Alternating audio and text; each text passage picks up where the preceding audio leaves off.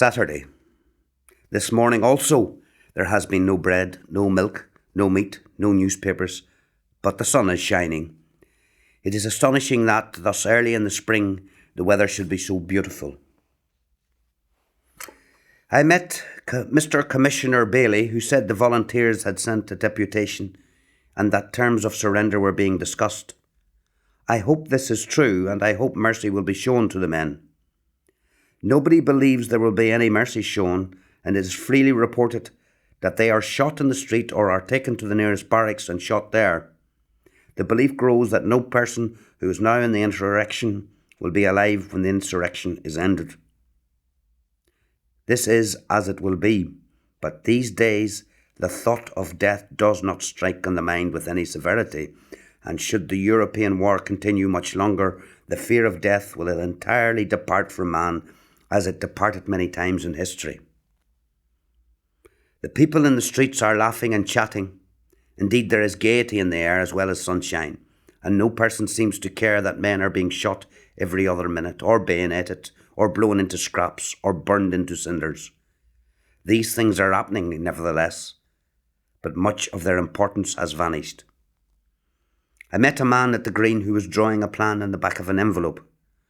The problem was how his questionnaire was to get from where he was standing to a street lying at the other side of the river, and the plan as drawn insisted that he had to cover this quarter of an hour's distance. He must set out on a pilgrimage of more than 20 miles. Another young boy was standing near, embracing a large ham. He had been trying for 3 days to convey this ham to a house near the Gresham Hotel where his sister lived. He had almost given up hope, and he hearkened intelligently to the idea that he should himself eat the ham and so get rid of it.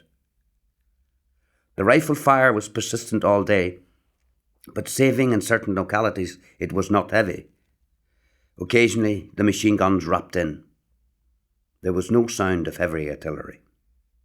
The rumour grows that the post office has been evacuated, and that the volunteers are at large and spreading everywhere across the roofs.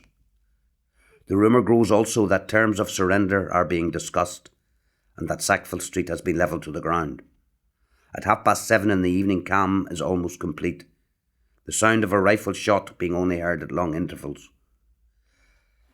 I got to bed this night earlier than usual. At 2 o'clock I left the window from which a red flare is still visible in the direction of Sackville Street. The morning will tell if the insurrection is finished or not, but at this hour all is not over.